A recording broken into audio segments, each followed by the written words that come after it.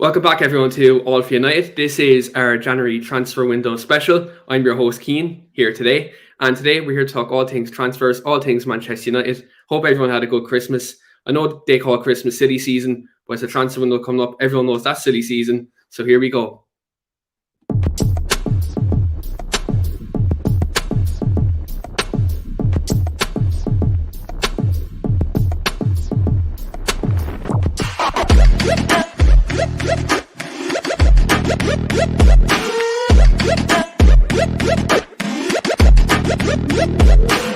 Click subscribe to get daily Manchester United content from Passionate Reds, only on All for United.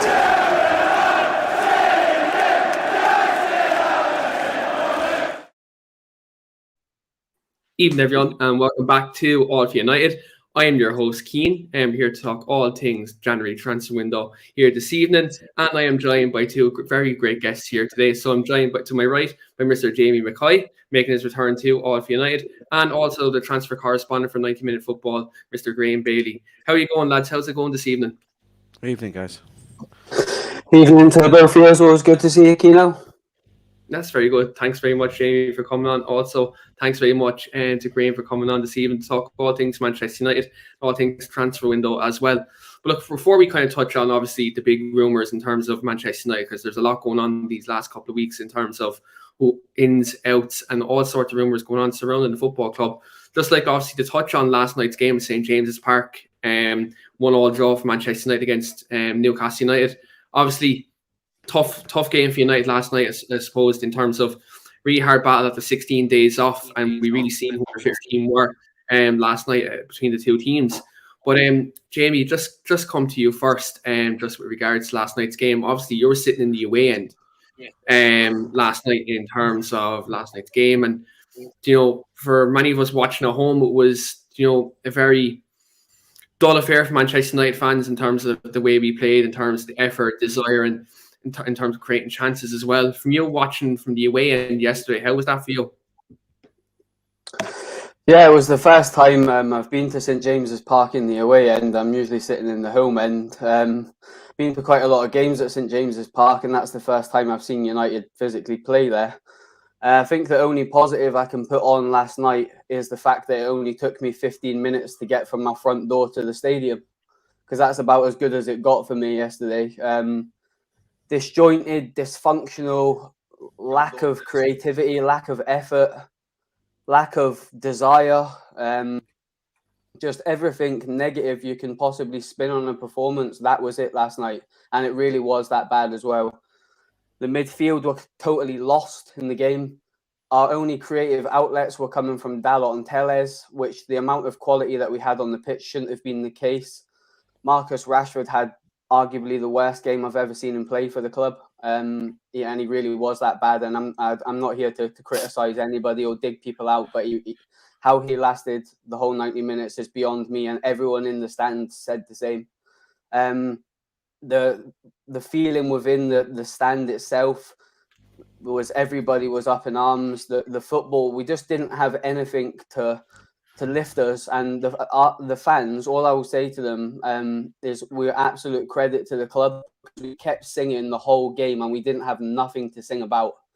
That's possibly one of the worst performances I've seen from United, and the Norwich game was a telltale sign of things could potentially and we kind of built on that bad performance and took that into yesterday's game. And Newcastle are not in a very good position at the moment. I obviously follow them quite closely. I lived in the city for 11 years now, so I do tend to keep an eye on them. They're in trouble. They're not playing very well at all, and they looked fantastic last night. They were up from it from the first kick. Mcguire made a mistake in the first couple of minutes. I'm sure you've seen it on the TV, and it just lifted the whole stadium. And they were up and at it, and they just wanted it more last night, Keenan. I think sometimes football, you need the quality aspect, but you also need the heart and desire. And we didn't have that. And you know what? Some of them players in that red shirt, they just don't have it, mate. When times get tough, they don't know what to do. And they turn their backs instead of facing up and putting their chest out and representing the badge. So it was a really difficult night last night. I don't want to go into it too much because I'm sure Graham's got something to say on it as well, which will more interesting than listen to me, because it was a difficult one from a Man United fan's perspective last night, mate. I'm sure everyone in the comments, yourself as well, Keane, found it really difficult. But sitting in that stand you just felt absolutely disillusioned with what you were watching, and we've been promised so much, and we got delivered absolutely none of it last night, and it was a hard one to take. I'll be honest with you. Yeah, it was a rough game though, to be honest, and to look at kind of the way we played. There was a lack of desire. We're a bit lethargic in the way we were attacking. We couldn't even pass the ball last night. It was one of them days. You class it as a really bad day at the office, and I think if you look at the way Rangnick will potentially wants us to play, it didn't look like that at all. I think maybe it's going to take a while for him to implement this system, and we're going to see maybe a couple more games like this before he really gets his stamp on things. But Graeme, from the outside looking in, watching that game last night, you said you watched it briefly last night. For you, when you looked at Manchester United's performance, you maybe think that there's still maybe the ghost of Ole Gunnar Solskjaer there in terms of the way he had him set up in these last kind of couple of months. And do you think maybe it's going to take a while for these players just maybe to adapt to Ralph Rangnick's system? Yeah, possibly. Obviously the ghost of Ole there. You could see it in Fred and McTominay in centre midfield, and no matter how them two play at any point, that they're not good enough to start for Manchester United midfield. Dalot and Tellez, they're not good enough. That United team you put out, it's just not them four. If you got them four in key roles, or your full-backs and your two holding, they're not good enough. It's as simple as this. And I know United fans will come at me, Fred does this, McTominay. They're not good enough to play for one of the biggest clubs in the world. End of story. The four in front of them are. Yeah, they didn't play well. Greenwood, we've got to stick by him. You see, Greenwood's one of the best young strikers in world football. You have to stick with him. Rashford. But Greenwood and Rashford have not improved under Ole Gunnar Solskjaer in the slightest. So let's not give Ole a free ride here. He has not improved them two players like he should have. If Pochettino had those two players 2 years ago, imagine where they'd be now. Yeah. And I think they're licking the wounds. I think Rangnick will get them through to the summer. If you're very, very lucky and Conte loses marbles, you might finish top four, but I don't see it. And you might finish fifth and sixth. Now it's just a matter of battering down the hatches, papering over the cracks, and there's a lot of big cracks there that Ole's left. That's, to quote the famous film, Ole is not the Messiah. He's a very naughty boy. He's left a very average team there, and he hasn't improved them from the slightest. And you're going to have to do some, not major surgery, but surgery for sure on that team. Because, when that was assembled in the summer, it wasn't a million miles away. And that's why they gave him that contract. But now, there's a basis of a very good team there. But yeah, it needs to be done. And for me, we'll get onto it as we go on, guys. I wouldn't give Rangnick the money personally, but we just got to let the board. You have to let the board get on with their decisions, see where to go. But I think he's a safe pair of hands. He'll get you top six. But yeah, that was performance was just. It was one of those where you pick it and you hope Ronaldo and Fernandes have a good game and win the match. That's what it rang to me. It was you just hope that one of your star players has a good game. And obviously that night they didn't, and you can't rely on them to do that. I think they were very pragmatic, but you're playing against the worst team in the league, really, and he didn't. But and they made you look like it. Yeah, and I think if you look at the last two games, like case in point, Norwich and Newcastle, 19th and 20th in the league, they made us look like that for large parts of yesterday. Like I said this yesterday, which team looked like they were 19th in the table? Like Man United, we largely looked like the 19th team in the table last night. And I think, as you said, there's many players who have been passengers in this team, and they're not good enough to be a Manchester United. Like you look at some of these players like Fred and McTominay, if you're talking about winning titles, because that's where Man United fans want to be, is challenge the league. You can't have them two starting your midfield every week. So you can't have Dalot and Tellez maybe playing every week. Like there's a lot of players there, who aren't really cutting the mustard. I think you look at United at the moment, I know we're going to talk about rebuilds and transfers and stuff like that. It's quite concerning that, we did go through a quote-unquote cultural reboot, obviously post-Jose Mourinho and stuff like that. And there was, a lot of changes made. But now at this moment in time, you have to look at the Ralph Rangnick era. Obviously, he's going to be interim manager for 6 months and then obviously go into that consultancy role. And we're going to potentially get a new manager to come the summer. There's more rebuilding to be done and a lot of restructuring to be done, not just on the playing side, but upstairs as well. So it's going to be, a challenging time for Manchester United. And, I think we all have to be very level-headed looking ahead to these next 6 months and these next 2 years almost. I think it's going to be a tough time. Yeah, I don't disagree, Keane. I think now you've got this team. Just build the rest of the season around Ronaldo, Rashford, Greenwood. Just go with them as your front. There is a decent team in there, but I thought last night they were set up far too pragmatic. I think Rangnick will do a decent job. When he came in, I said I don't think you'll probably lose till March when you're playing the City and Liverpool. You've only got, I think it was only West Ham and Palace who were on paper difficult games before then. So he's got a very nice fixture list, as it were. But it was interesting last night. It was you play Fred and McTominay, but I just didn't see what the pair of them were doing. They were neither here nor there. There was no one holding. There was no one protecting Varane. And honestly, I think the sooner McTominay will be a good squad man. He could be. A very, very, very poor man's Nicky Butt if he stayed at the club. But the Fred, it's just not working. You need someone to come in there. Like for me, I've always said Pochettino, so we need someone to come in there and give you something to look forward to. Yeah, definitely. And look, we've seen on these next 6 months how he gets on in the interim role, because look, we've seen at Manchester United before. Like the evidence is there that if an interim manager does well, sometimes the board might make an interim manager without a good CV, so he's got a good track record of getting the job. Yeah, absolutely, 100%. Well, I was going to come to a couple of comments just before we kind of get kicked off in terms of the transfer situation, because we've a lot to break down on tonight's show. Onesie in the comments says that Manchester United need to kick up the backside. Absolutely, I think there's a lot of players in there do need to kick up the backside and do need a good telling off in terms of their level of performance and also the attitude as well. And also Brendan said as well, it's a very fair point. Considering the past few months, could you really be surprised by the performance last night? I'd say no, it's not surprising. It's obviously the same players, different managers. So you're obviously going to see some habits, in some of these players that's going to be hard to get out of, especially a 2.5 year spell with another management. But obviously Victoria's Secret says here as well, do you think is there any possibility for Mcguire being dropped? Personally, I think he won't be due to his price tag yet. Look, it depends how Ralph Rangnick wants to play. Like Harry Mcguire does have his strengths in terms of distribution from the back, but recovery pace sometimes does leave him down in certain situations and decision making. So it'll be interesting to see when Victor Lindelof comes back from COVID, what he does, because obviously African Cup of Nations is there as well, and Eric Bailly will be going away in the new year for that. So interesting to see what happens with Harry Mcguire in the coming year, in terms of the centre back position. And just with regards, just got to come to Mark's comments as well. Mark also thanks Graeme for coming on tonight, and we always enjoy Graeme's insight. Absolutely. Speaking about Graeme's insight, Graeme, you recently reported on 90 Minute Football just with regards to Anthony Martial's transfer situation. Obviously, he did a lot of links to him for him is being Seville at the moment, and with a loan deal, there seems to be kind of the opening offer from Seville seems to be that they want to pay kind of half his wages, and Manchester United have rejected that due to a lack of loan fee as well. What's the latest update with Anthony Martial's departure from Manchester United? And do you think maybe will this go through in these next coming weeks?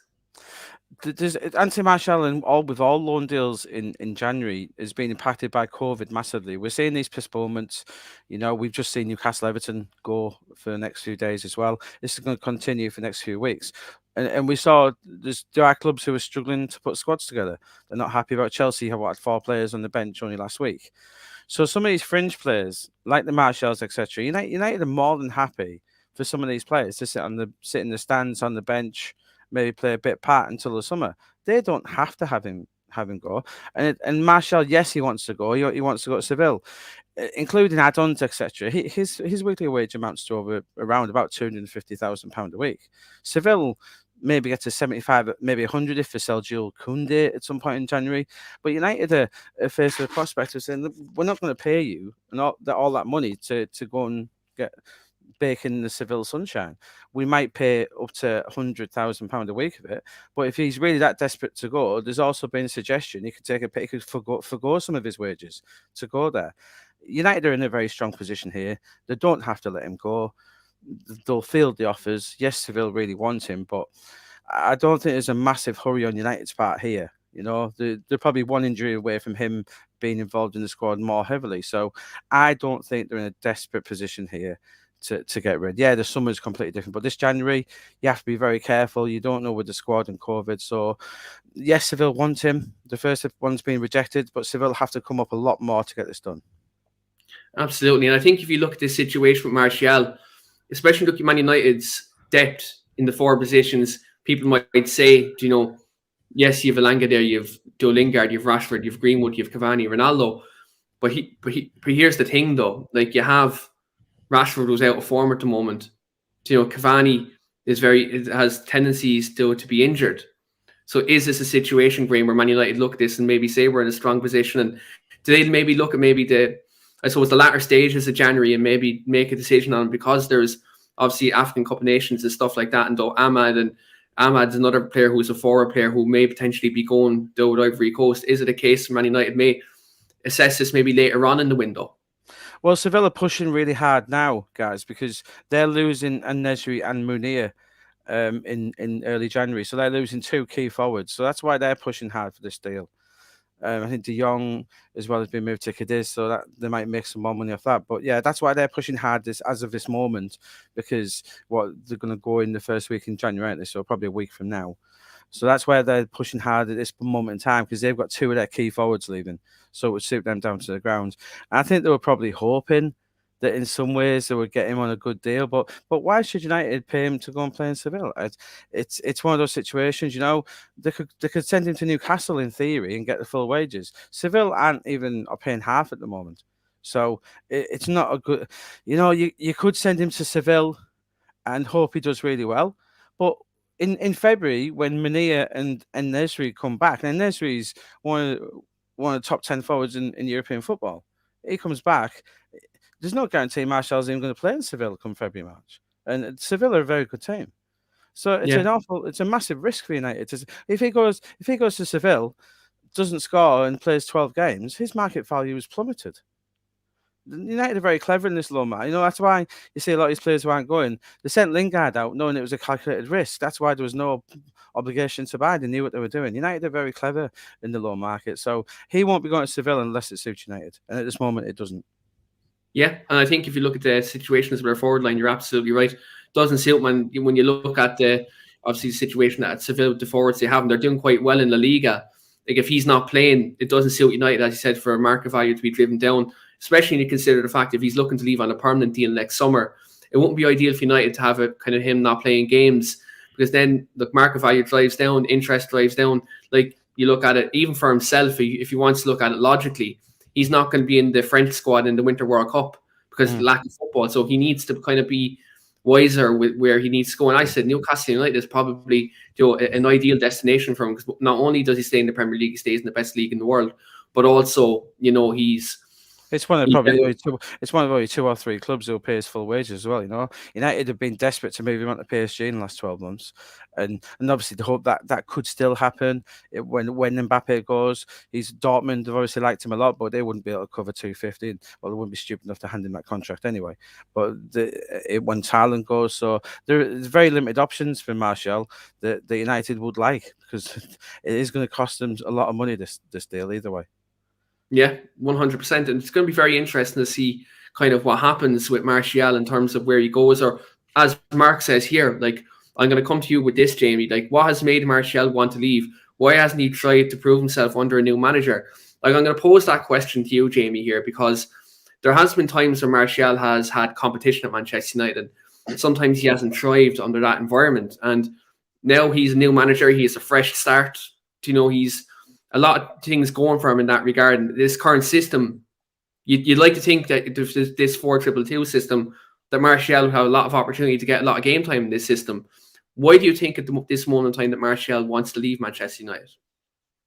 Yeah, I see Mark's comment a minute ago. I see him in the comments as well. I hope you're keeping up. Hope you had a lovely Christmas, mate, first and foremost. But yeah, it's a good question. Really good question, because from what I seen last night I think Martial's stance on it is he's not a first teamer, which is fair enough. There's a lot of quality within that squad, but if I'm Martial and I'm looking at the situation of the form of like Marcus over the past 3-4 months, I'm questioning why I'm not in that team as well. But I think Marcus Marshall's biggest issue at the club has been that he hasn't had a consistent run, and potentially a manager that's believed in him for whatever reason.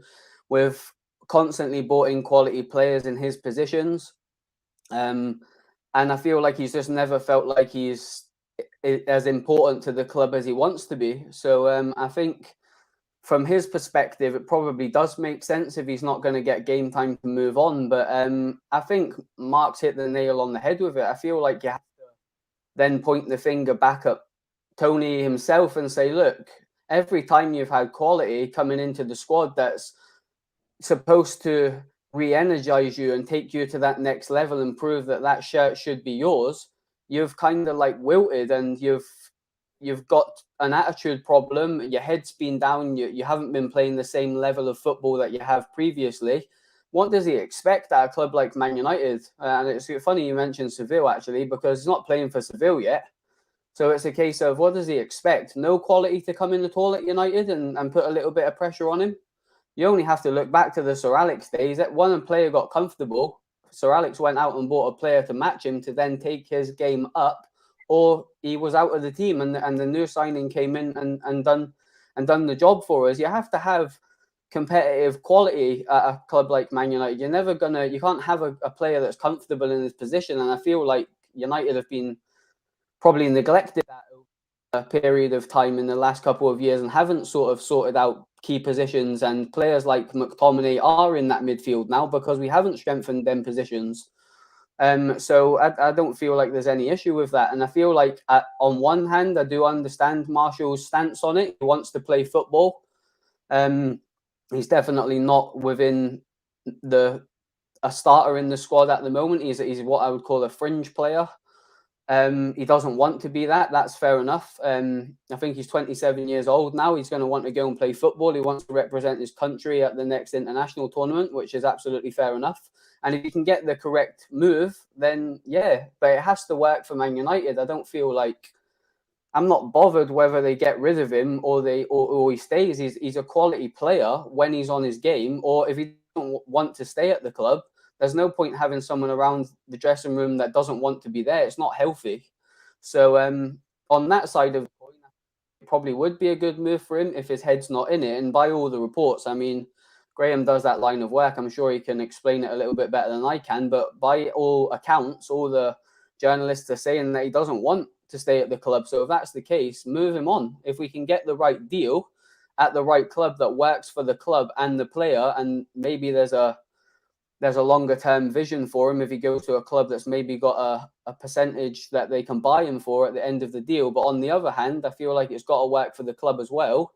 And exactly what you guys have been talking about a minute ago with COVID, you don't know what the situation is going to be, whether you're going to lose 3 or 4 players and he might need to come in and play games. But do you want to just rely on a player that you realistically know doesn't want to be there? So I think for all parties, it would probably be better to move him on. But just going back to Mark's original point, I think you do have to question his will to want to play at the club.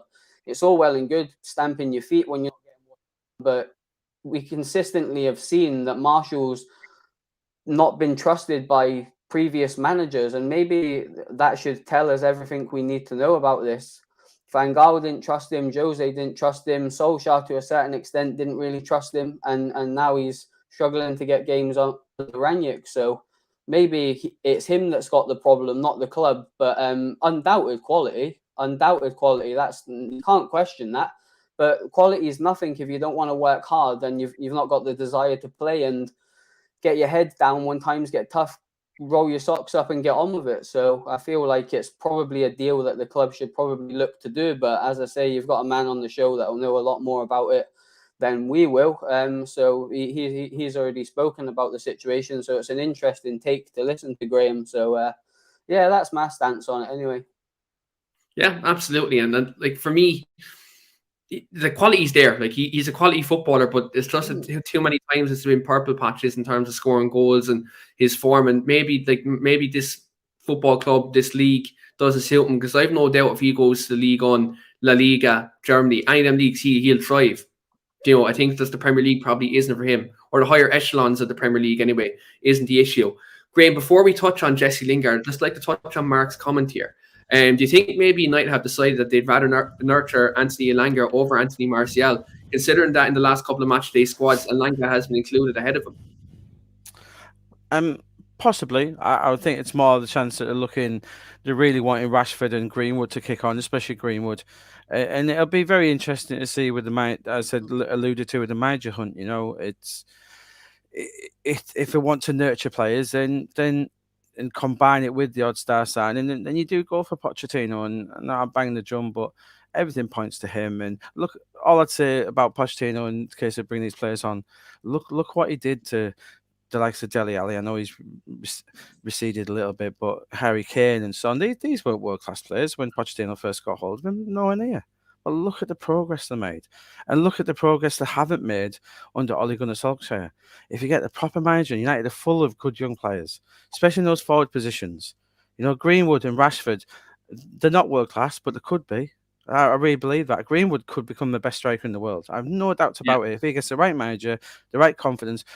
When Pochettino, don't forget, Harry Kane was nowhere near that level when he took over. He had a couple of loan deals, didn't he? Like before he of course he was. And look at Son. Son was just some other Bundesliga player who came in.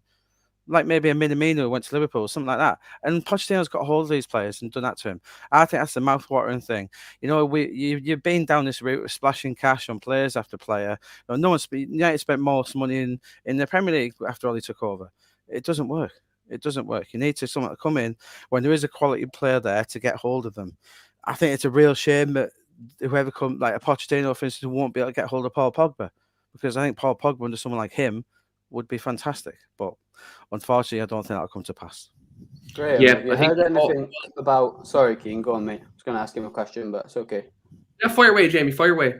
Sure, sorry, I didn't want to cut you off, mate. Graeme, have you heard anything with regards to Martial being linked with a move to Marseille, like potentially on loan? Because obviously United have been linked quite heavily with Kamara, so do you think there's something to be done there, whether we can sort of sweeten the deal by giving them the loan move? Do you think that would suit him? I think Martial would potentially do well in Ligue 1. Keane said that a minute ago. And do you think United could potentially sign one of the exciting players in French football and also get a player off the books that potentially doesn't want to be at the club? I've seen a couple of things on Twitter, but nothing from anybody reliable. So I thought I would just ask you if you've heard anything about it. Boubacar Kamara is attracting a lot of attention from everywhere. He's out of contract, isn't he, in the summer, which does complicate his situation slightly. He's obviously being watched by United. The thing with Martial is this wage packet. Marseille wouldn't be able to get anywhere near that, and maybe a bit. I think Martial himself would love to move to PSG, and you could see that. You could see him going in there if they do get rid of. If it did get rid of Mbappe, because pardon me, we expect Icardi to go as well, so there is room for him there. Sorry about that, boys. So it's possible, but United in this window won't overly facilitate it. If it suits them, they'll do it. They won't. Yeah, they're not begging Martial to find a club, and even when they do, look at the Phil Jones this world. They're willing to take massive losses in terms of wages, and they can't get the deals done. So it's not just as easy as people making players available, unfortunately. Yeah, I think it's kind of one of them things, like getting some of these players off the books. It isn't like people need to kind of look and say it's not like a game of FIFA. It's not as easy to get rid of players as it seems. I think you have to take into consideration wages, contract length. You think about logistically. It is massively, guys, because if you look at West Ham, for instance, and Lingard, Matic, and even Jones, David Moyes would have took all three of them, and it's not the fit; it's the wages. You got reserves on huge money.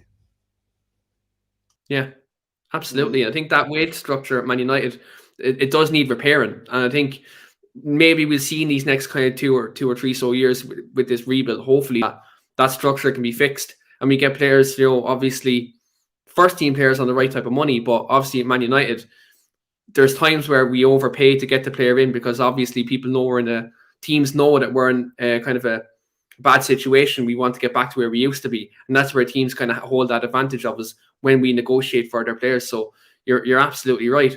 But you touched on Jesse Lingard, Graeme, and he's personally for me, he's one of my favorite players at the football club. In terms of obviously being one of our own, coming through the academy, and He's had a lot of great moments at the football club in terms of scoring big goals in big games.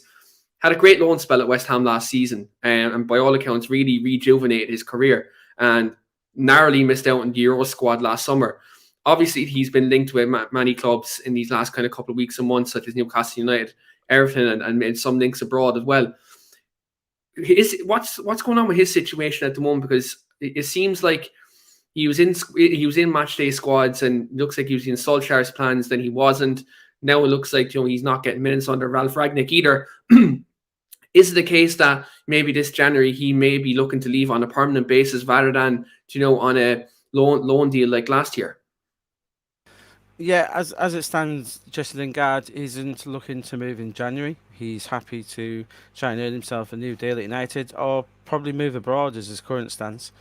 I think that the move to West Ham was great for him, but it made him also realise what a big club Manchester United are. And once you leave a club like Manchester United, it's hard to get back to that level. He believes in himself. Obviously, the issue there, Ollie didn't rate him. Simple as that. I don't hold that against Ollie. If you don't rate a player, why use him? And he didn't particularly get with Ollie. It's as simple as that.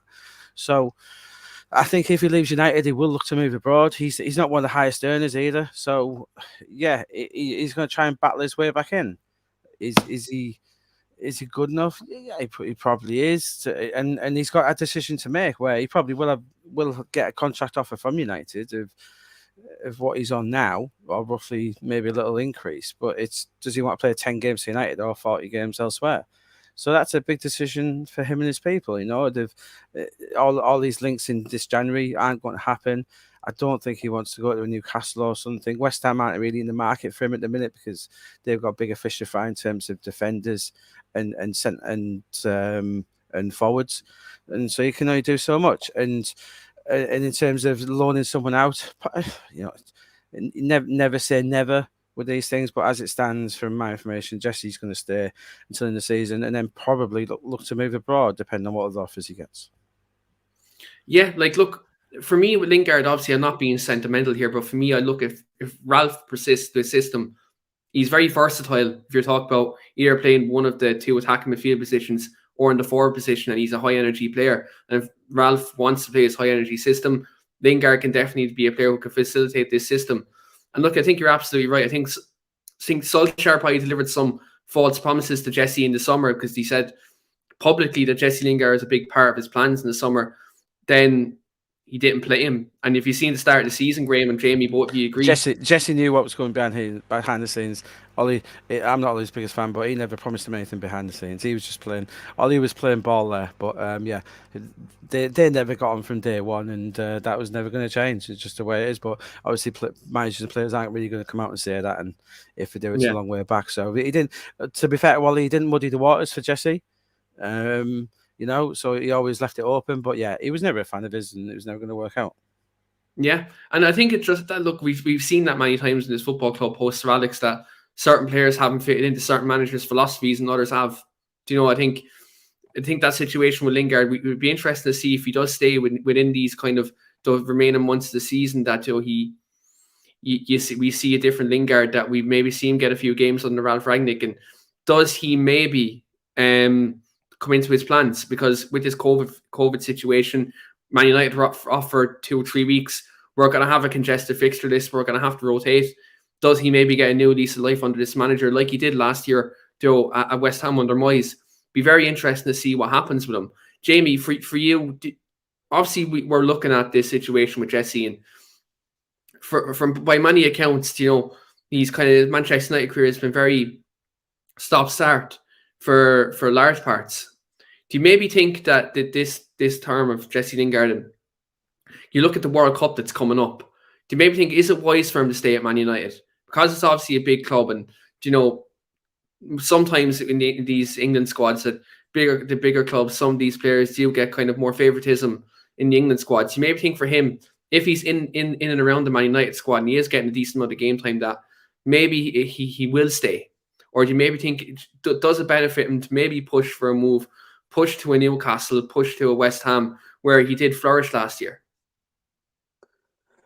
I think if he's playing games at Man United and he's in and around the squad, which at the moment he's kind of another bit player like Marshall, I feel like if he can be more involved and Ralph will give him that opportunity, then he probably would look to stick around. But I think it's very easy just to judge a player's situation on the on field, but we don't know what his personal life's like either. His whole family's based in Manchester. As I say, I don't know the ins and outs of his personal life. It's been documented he's had a bit of trouble in the past with family issues and stuff, and that will all come into play as well. I think we can just obviously talk about him on the field, and no doubt he's got the ability, but you don't know the backstories as well, like with regards to the family side of things as well, which is never really looked at, but that will be a factor as well. Do his family need him to be closer at the moment? Can he go away and concentrate on his football like he did at West Ham and not have to worry about his family? And obviously, none of us will have them answers. That's personal. But I think that will come into play. And to be in the England squad, he has to leave. It's as simple as that. He has to go and play out on loan again. But it's like Graeme was saying earlier with the Marshall deal. It's like, can people afford his wages? Does the deal work for United? I think Jesse probably would prefer to stay at Man United because of the level of football we play at as a club stature-wise. It's very hard to get back up to that level again. If Jesse leaves to a West Ham, he's not going to be signed by one of the top 4 clubs in the next 2 years or something. I can't see that happening. So it's a massive decision for him personally. But from a footballing perspective, if we can just analyse it off of that, I personally think he should probably go, because if he wants to get in that England team, he's not going to get it off the bench for Man United for 20 minutes every week. And let's be honest, he ain't going to get in that team. If anything's to go by from Ralph's team so far, he ain't going to play. Well, he might play games, but he's not going to be a focal point that he's going to be his name on the team sheet. He's going to be available if Bruno's injured or something like that, or he's going to get like 20, 25 minutes. So it's a difficult one because he's out of contract. He probably doesn't want to go. The club would probably prefer to get something for him, even if it's not a lot of money evaluational wise. But I feel like if he does leave, he's going to wait for a bigger contract and maybe talk to a Newcastle, a West Ham in the summer that can maybe offer him a couple more quid based on the fact that they don't have to pay a fee for him. I generally don't see him moving in January, but then that's when you've got to also question his desire as a player. But as I say, there's obviously stuff in the background as well, like personal stuff that we'll never be privileged to because that's private, but that will all come into a factor. But I don't see him being here next season, if that kind of answers the question. I feel like he will leave, but I feel like it probably will be. Yeah, look, I think with Jesse Lingard at the moment, I don't think we see him here long term. I don't think we will. I think it'll be a situation where in the summer he will move on, and it will be a situation where, you'll probably see him pick up his form again and he will do well elsewhere. Before we get to Dean Henderson, because I do want to get your insight, Graeme, on Dean Henderson. Mark is a very good point, and a man who always on the lips of Manchester United fans and every single football journalist in the world, Mr. Paul Pogba. Mark says, what about Paul Pogba? Obviously, he's out of contract in the summer, and you did mention that as a case that he may be leaving in this summer. With this situation with Paul Pogba, is there any chance he does sign a new deal at United? Do United maybe look to maybe get a bit of money out of Paul Pogba this January, or do you think this one could go down to the wire? You couldn't get money in January if Paul Pogba wants it. It's not up to United now. It's in Paul Pogba's hands. Paul Pogba will be playing in one of 4 places, as I've said on numerous shows next summer. He'll be playing in Turin, Paris, Madrid, or Manchester. It won't solely be down to money. It won't necessarily be the biggest deal. But United are going to have to come up with he's going to need at the very least to hear money to stay. And if he's getting that off Madrid, PSG, and Juve, then why should United get a hometown discount? They won't. And that's the way it is. In my eyes, he's still potentially one of the best midfielders in the world. I think he could play this holding role, the Pirlo role. He's got the skills to do that.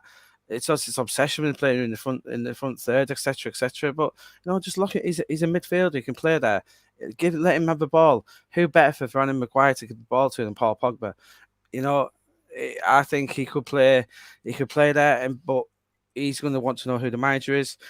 And then, he can agree a new contract in January, guys. But, with a lot of these players, Mbappe, Pogba, Rudiger, it doesn't mean the deal's going to get announced in the first week in January. Why would they? The players that got time to see what happens. Pogba's obviously happy that Ollie's gone. They didn't dislike each other, but Paul Pogba did not rate Ollie as a coach. From day one, he never did. And he stood by that. Probably proved correct over his length of time with the club. So, there's a chance he stays if they offer him the market money, and Paul Pogba, these clubs aren't offering him it because they don't think he's a good player. Look at Paul Pogba for France. There's a world-class player in there. And yes, he hasn't shown it. And it's one of those things. Is he better? I don't think Pogba's ruled out staying at United. The talks are continuing. And we'll see which one of those four gets him. He's going to be a huge signing for someone if he does leave United, that's for sure. Yeah, it's going to be very interesting to see what happens with him because, look, on his day, Paul Pogba is a fantastic footballer. Like he's a very good footballer, and you can see what he can do in terms of creating chances, retaining possession, driving forward the ball, beating a man. Like he can do many things. And I think last year we did see another dimension to him as well. We did play out in kind of that left attacking midfield position. Last season from the point of like December till the Euros, ultimately, like he's one of Manchester United's best players last year. So I think Paul Pogba, has a lot of versatility in that regard. He can play out wide left. He can play as a central midfield player. And even like he's played in the two beside Kante for France. Like he is a fantastic football player. And it's just a situation where if he wants to stay at Man United, I do dare to say he'll have to be sold a project. He'll have to be told there's a midfield partner going in beside him, because I think we all three of us can agree, if you look at Paul Pogba's time at Man United and if you look at midfield partner in it too, have we had a world-class midfield player beside him? No. He's had to play there beside an aging Matic, an aging Marouane Fellaini, Morgan Schneiderlin, who's not Man United standard. You look at Fred and McTominay were his midfield partners. We've had no one there that's been to that level, and Pogba's game has been reduced. And look, I don't agree with everything Mino Raiola says. I never do. I think it's very disrespectful. But for me, I think Paul Pogba, in one sense, by Man United, has been let down by who his midfield partners have been. Because I think if you look at the quality of footballer that he plays with France, and who his managers have been. Yeah, exactly. They haven't got the best out of him. Look at the game. Look at what Didier Deschamps gets out of him. He wasn't being disrespectful to Ollie, but what could Ollie tell Paul Pogba? Nothing. Yeah, like that's the truth. Like I think we didn't see that kind of tactical way of him being used, and I think that's something that during his time at Man United he's been let down. Now, look, I'm not going to lie. There has been times in the United shirt against other opposition he hasn't shown his best either. Against I think you can call a spade. That there's been times when he's underperformed when he should have performed. Like he's not a saint. He's not going to get away with everything. But look, I think if you look at midfield partners from him, he has been massively let down. And as I said, tactical setups haven't really helped him either, especially under Jose as well. Like Jose, look, we all know what type of system he played. It didn't suit him. But absolutely, I think it's very interesting to see what happens in these coming months. And as you said, Graeme, I don't think it's going to be a case where his pre-contract is going to be announced in January. This is going down to the wire. It's probably going to be like one of these things. Remember when Antoine Griezmann made a documentary and said who he's going to sign for, and he had an alternative. I think Mr. Pogba, Haaland, and not so much Mbappe because we know where he's going. But I think some of these players in the summer could be very mischievous and have a lot of fun with us journalists for sure.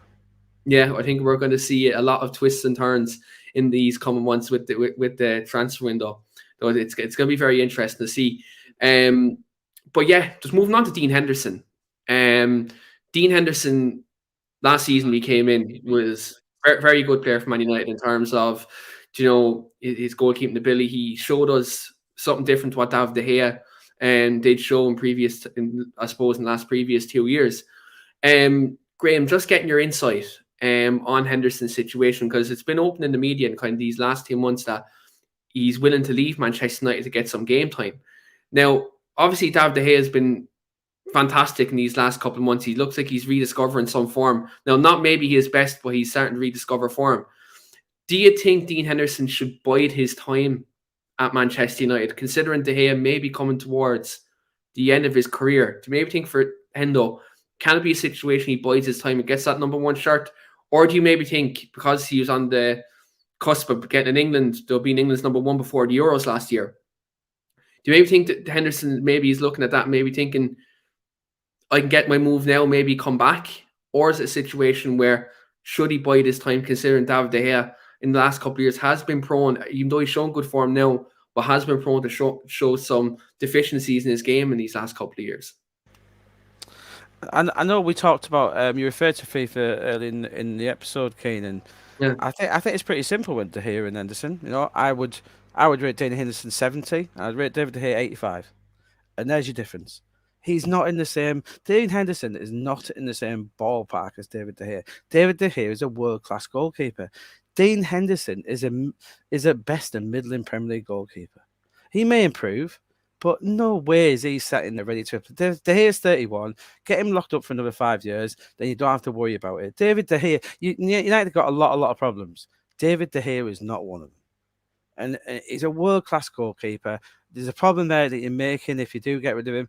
Dean Henderson, you know, he did well at Sheffield United. That was his level for me. He never overly impressed me when he was there. He was getting a lot. It happens when, and this is a bit of Nick Pope as well. If I do like Nick Pope, where if you get a lot of shots on target, you're going to make a lot of saves at some point. And no, Dean Henderson is not in the same stratosphere for me. And I like him as a player. I think he'd be a great number 2. I think it was a bit of a silly contract to give him. And the 150 grand a week when he didn't play a game for us was a bit mystifying.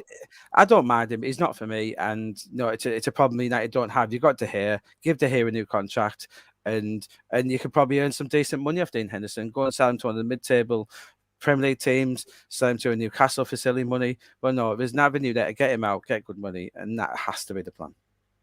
Yeah, I think with David De Gea's resurgence, I think United maybe look at that and say we can maybe sell Henderson now. Maybe potentially look if he. I don't know if you'd agree with this, but maybe if he does leave, do Man United maybe say we'll put a buyback clause in there just in the situation if he does improve, then maybe they can come back and look at it. Do you know that maybe? But we're not talking about a Thibaut Courtois here, are we, Kane? You know, not when Chelsea were loaning him to Atletico, you knew there was a world class keeper there. Dean Henderson he's okay, but. Yeah, he's nothing more than a middling Premier League keeper. He's not even a Jordan Pickford, you know. He's okay, but this is Man United we're talking about. Yeah, absolutely, and I think that's where I think the goalkeeping situation. Maybe when De Gea leaves, maybe United will look internationally for their keeper. Maybe they'd be looking at there was always the case they've always loved Jan Oblak. They always have. They've always been kept informed. There was the case last summer, and there was a 3-way conversation being had between De Gea going to Atletico, and then it was Oblak to United. And I forget what the third thing was. That was I think that's who the other keeper was. It was Oblak to there. It was De Gea to. De Gea to Real and Courtois to Atletico. That was a triangle, and even then De Gea and stuff. But so Jan Oblak was always a keeper who United liked, and yeah, there is a world class goalkeeper. But no, with Henderson, I don't think there's enough there. Kane, I don't know if Jam agree. And United fans, obviously, he's a homegrown keeper. You like him, but you know, I've never watched Dean Henderson and thought, wow, what a goal. You know what I mean? Like when you saw Thibaut Courtois at 18, you thought, wow, there's a keeper. Yeah, that's a monster. Have you ever thought that with Dean Henderson? Really, honestly? I think you're not impressed by Dean Henderson at Sheffield United. Yeah, but as I said, Jack, I've been impressed by Nick Pope of Burnley to the same level. They're okay. They'll get a lot of shots at them. Because these keepers low down get a lot of shots at them, and that's why they impress, and that's why the stats always look good. You know, I think playing behind, you know, Dean Henderson. For me, and it's early, but he'll never be a world-class goalkeeper. He hasn't got it in him. I think with goalkeepers, you can tell pretty early who are the special ones. And there's nothing special about Dean Henderson. He's good, but he's not great. I get your point that Sheffield United had a fantastic season under when he was in their goal. I do get your point what you're saying about Nick Pope, and he's going to make a lot of saves, but I think just to sort of play it, Nick Pope and Henderson, when he was at Sheffield United and they finished in Europe, he was a massive part of that season, to be fair. He was. Chris Wilder in the 3-man defence. You could argue that as well. And he was a good system that suited him. But Sheffield United, they suited him. He should have stayed there, and that was I part do of the plan agree with you originally. that And he should have he's stayed not. He's not the level that United want, especially if they're looking at the likes of All Black. In my opinion, I mean, you boys might disagree, but I think All Black's the best goalkeeper in the world. He's in I the think he's conversation. absolutely Yep. fantastic. But I do agree with you that I don't quite agree with you that Henderson's potentially not at United's level. Not now he isn't, but I feel like United probably do need a more world-class keeper. I do agree there. Yeah, definitely. I think, look, and this is where it's not a conversation right now who the successor will be, but when David De Gea eventually leaves, because if you look at the modern era of the Premier League, he's one of the greats in terms of goalkeepers. He's only 31. Okay, and he could be with you for another 6 years. Yeah, exactly, and that's what I'm saying. The conversation maybe might not happen now, and when it does, I think the amount of goalkeepers that are going to be in hat or are going to want to succeed him, there's going to be a lot there, and it's going to be very interesting to see what happens. But I think with Henderson, for him, I think if he wants to really get into the World Cup squad this year and to get game time, it's probably best for him to leave this January. And look, and you have Heaton there, who is an experienced keeper as a number 2 anyway. So I think we can't be hemorrhaging goalkeepers because we've a lot of goalkeepers on our books at the moment. We've Heaton, we've Lee Grant, we've Henderson, we've De Gea, and we've sent Bishop out on loan. There's a lot of goalkeepers in Man United's books at the moment. So I think United will be looking to get Henderson off the books. And it'll be interesting to see where he goes and see where he develops, because obviously he is an academy player, and it's great. It'd be interesting to see kind of. They'll be probably United will probably be disappointed that Southampton have signed Caballero, because that was a potential landing spot for them. There's not many landing spots in January for a goalkeeper, it must be said. And so, yeah, I think Henderson may have to hang fire till the summer and hope he gets a move then, because it will be difficult to secure a move. Even, I know Alex were linked, but I don't think that's true, because Onana won't be leaving until the summer, etc. So I think it'll be very difficult for a goalkeeper, barring injury, to get our move in January. Yeah, it'd be interesting to see, and just to see, obviously, his situation, how that develops. And because, again, if he's not happy with game time, he may have to bide his time and wait till the summer. But then again, whoever he signs for, he's going to have to show form quick tenfold, because the World Cup's in the winter time. And, obviously you have Ramsdale, who's playing fantastically well. Pickford is highly relied on, for Southgate, and you have Pope as well. So England have a lot of goalkeepers at the moment to wear on form. So for Henderson, if he doesn't leave this year, this January, the summer, it's going to be vital for him if he wants a chance to be in that 23 to come the winter. But the final outcome I'm going to talk about before we talk about potential incomings to Manchester United is Edinson Cavani, Graeme. Highly linked with Barcelona at the minute, and some people are reporting he's going, some people aren't. What's your stance on them? What's going on with this deal, and is it a case where this could go down to the wire in January? Yeah, it's one of those where the hierarchy are going to have a decision to make. It depends, what they've promised him, what they've told him. It probably depends where United are at the end of January. Are they still are they only level on points with Spurs? Are they 6 points adrift? Are they, the hierarchy were hoping that Cavani wouldn't necessarily be needed, but I'd be surprised if they allowed him out in January. I think it'd be a bit short-sighted. We saw, didn't we, in midweek that he still has a part to play. I don't think he'll figure under if a new manager comes in the summer, but with COVID, etc., and injuries, obviously Cavani probably does want to move, but it's not all about player power at the minute. He's contracted till the summer, so I'd say 70-30. He's probably not going to go, but it depends how hard he pushes and how nice United are to him. Well, sorry, it's the wrong phrase. Not how nice they are, how badly they need him. Yeah, for me, I want him to stay till the summer, because look, again, if Ronaldo gets injured, Greenwood gets injured, we're short in top strikers. So for me, I keep him to the summer. And look, we've seen Mason Greenwood improve in terms of his movement when he was partnered with Cavani last year. If you're talking about developing Greenwood and putting confidence in Greenwood, who better to learn your education off than Cavani and Ronaldo in terms of movement and finishing? If we're talking about developing and nurturing him, keeping Cavani for 6 months not only benefits our squad depth, but it benefits Mason in terms of his education as a Manchester United forward. So I keep him for the 6 months. Jamie, I know you love him as well. That's a great comment, that is, mate. I don't like the younger players get that sort of arm round them. From Ronaldo, I feel like Ronaldo's probably been there, done it, and he's expecting the club to be at his level, which a lot of them ain't. They're very young, and I feel like Cavani does play that role with the squad. And and he does sort of nurture them young players. He was absolutely brilliant last night when he came on. His movement, his endeavour, his pressing game. He's just always in. He's so busy, like such a stamina wise. He's fit as a fiddle for his age, and I know we're big fanboys, me and Yuki, and I just love him. I always have done anyway. I've followed his career from his early days in Italy, and he's just an absolutely fantastic player and a great human being as well. And he did wave to the fans yesterday. He came over. He was one of only 5 that came over, and he did wave, but it wasn't an extended wave, so I wouldn't be too worried about that. Come across as the wave that that's me done sort of thing, which I was a bit worried about hearing these Barcelona links, particularly with Mcguire being away.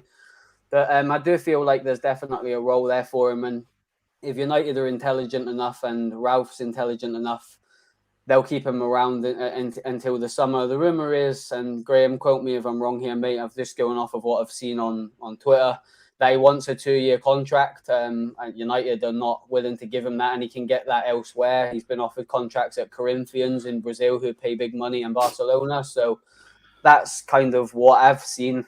There's no real sort of substance behind it. It's not Romano or anybody coming out with it, so I don't know whether it's true or not. I'm just going off of what I've seen with my own eyes.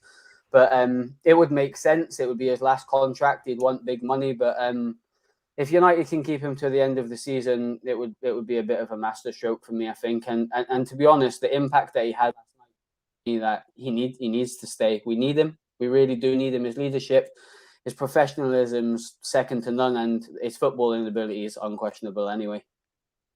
Yeah, I think that what happened, guy. I see him as in training. You know, I think he's a bit like that Paul Scholes rule, where you don't have to put your arms around these youngsters. You know, when Paul Scholes was bringing Ronaldo on, and he just showed him how to do it, showed him what to do. Yeah, don't always have to give him a kiss on the cheek and show him. Yeah, say it's all very well all his keys. Can you hit that tree from 30 yards away? Go run away laughing. I think that's where Cavani and Ronaldo are leading by example and showing Greenwood how you do it, showing how you do the practice. And I think, as you say, it's invaluable. And yeah, with Cavani, he's probably going to get a deal. I always believed he was heading back to South America, but such has been his renaissance at United, he could maybe get some sort of move at Barca. I don't particularly see it. I think that would be a step backwards for them in terms of going forward. But yeah, he'll get a decent contract somewhere in South America, maybe MLS. But yeah, I don't expect him to get any more than that from United anyway, unless the new manager coming in is desperate for him to stay. You'd like to think if there was any legs in the Barcelona rumour, it would have been before Ferran Torres signed, wouldn't you? Yeah, exactly. And I don't think a big number 9 is how Xavi intends to play. I agree. Yeah, that's music to my ears, 100%. By music, a lot of Man United's fans' ears. Before we wrap up, Graeme, just want to get your thoughts on potential midfield incomings to Man United, because obviously central midfield at the moment for many Man United fans is the holy grail of what every transfer window we're all looking for. Central midfield player to come in. We've lacked a top class one for some time. Obviously, there's been talks about Bellingham. We're looking at him. We appreciate him. We appreciate Declan Rice. Where are we in terms of the central midfield situation? Are we looking at anyone seriously in this window or maybe the summer? Yeah, well, this summer and the summer, 2 very different windows. Kane, you know, obviously the boy Hadara at RB Leipzig is a player who Ralph knows well. Is he a huge upgrade on what you got? I don't believe so. Personally, I think he's okay. Not a huge uplift. I love Ruben Neves. He's a player who you know, Tottenham, Chelsea have looked at, and yourselves looked at him over the summer. He was one who Wally wanted in the summer, but obviously money restraints, etc. But I love Ruben Neves. I think he's the sort of player who would be a Rolls Royce in that United midfield. So I wouldn't rule him out. Not in January particularly, because Wolves are pressing on for European qualification. And Declan Rice, you know, if he'd be the dream, he'd be the one. I think Declan Rice will be coming to Manchester. Unfortunately for you boys, I don't think he'll be in red. You know, Declan Rice for me, he's the best young midfielder in the world for me at the minute. Declan Rice, I think he's playing absolutely out of his skin. The improvement over the last 18 months. If I was United, he'd be the one you go and get, him and Jude Bellingham, without a shadow of a doubt. Unfortunately, I don't think Bellingham will be moving this year, and Declan Rice, I think, might be elsewhere bound. But no, I do think you will do work there, and again, it'll depend on the new manager. Do you let Ralph spend 30-40 million on Hidara, and then the new manager comes in? That's a bit short-sighted, personally. Can you get through to the summer with what you've got? Probably. I know it's not what the fans want to hear particularly, but let's see when Pogba comes back. The January window is very tough to sign players, and especially if it's a manager who may not be in charge in the summer. I find it hard to believe you're going to give him 50, 60 million to spend.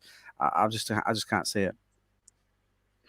Yeah, I think if you look at the midfield situation, just depends on what this consultancy role is that he's moving into. How close is he already working with the new manager? Like, that's where the lines are a bit blurred in that respect, because we don't know how much of an influence he having in the footballing side in that consultancy role. And if we already know who the new manager is, or if the board already know who this new manager is, does that new manager have input now? Do you know, in terms of that, are they talking behind the scenes?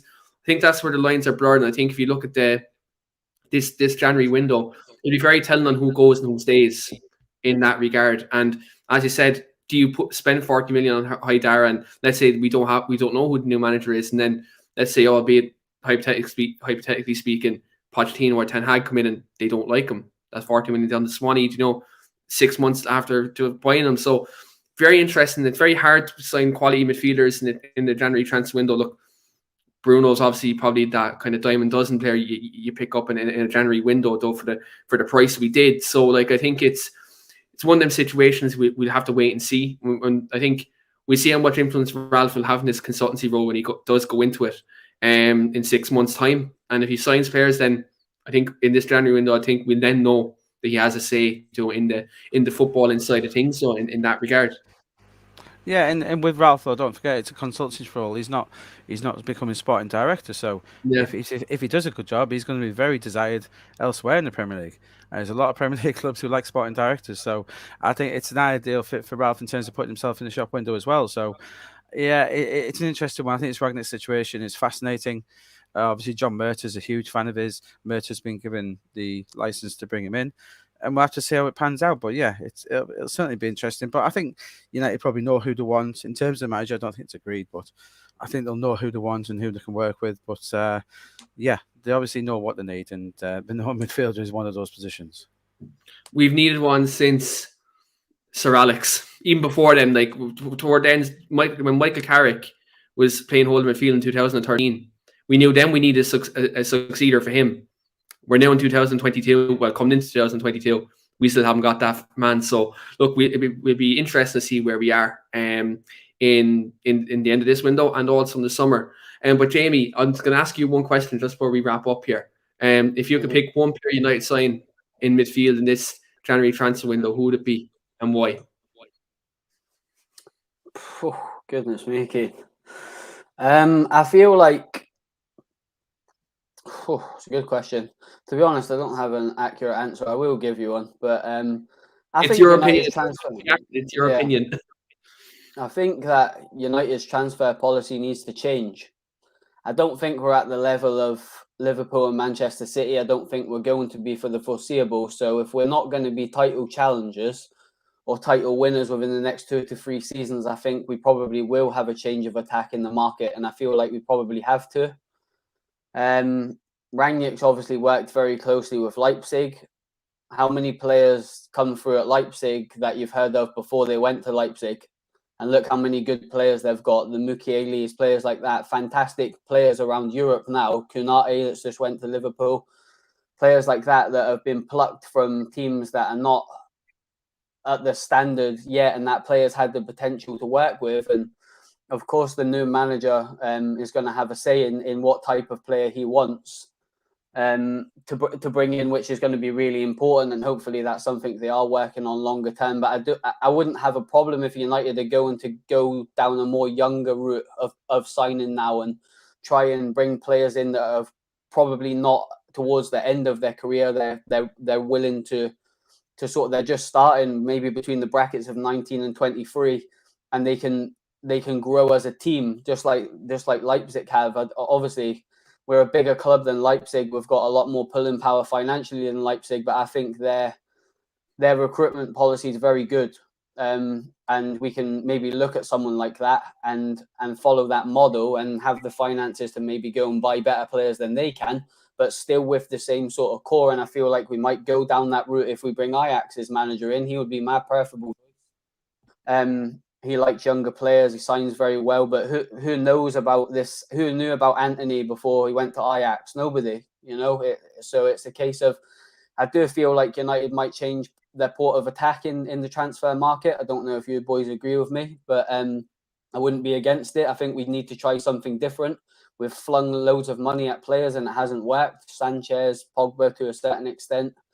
And maybe we need to reassess, and maybe that's what Ralph's working on in the background. In 2 years' time, we might look at a completely different team. Sorry, I went off on one there. But if it was up to me and I had to make a signing in January, I agree with Graeme. I think Ruben Neves would be a fantastic signing for Man United. But that's probably, he would be my pick.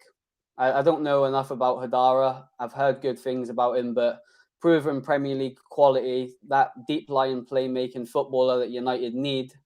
I know Neves isn't a Carrick, but that type of play, he'd be my choice, Ruben Neves, and I feel like he's gettable as well for the right price. Yeah, definitely. I think if you look at him, he's Premier League proven. He's young. Obviously, he has that Portuguese link with Ronaldo and Bruno as well. So Dallo, so there's a relationship there. But thanks very much, guys, for coming on this evening. It's been a fantastic show here today. As for everyone as well, don't forget to hit that like button on the video. Been a fantastic show here today. Great insight from Graeme, as always, also from Jamie. And don't forget to hit that subscribe button as well. Hit the bell notification on the bottom right-hand corner. You'll get all the notifications when we do go live for all of our content, match day content, podcasts, you name it. We have everything here at Off United to cater to all Manchester United fans. So we'll see what happens in these next couple of weeks in this transfer window. We'll have plenty to talk about in these next couple of weeks, especially with the current congested fixture list, and also Devil's Advocate will be back as well very soon on the Sunday. So look, thanks very much everyone for watching. Thanks so much for Graeme and Jamie for coming on. Hope you all have a happy new year. Until then, guys, we'll see you later.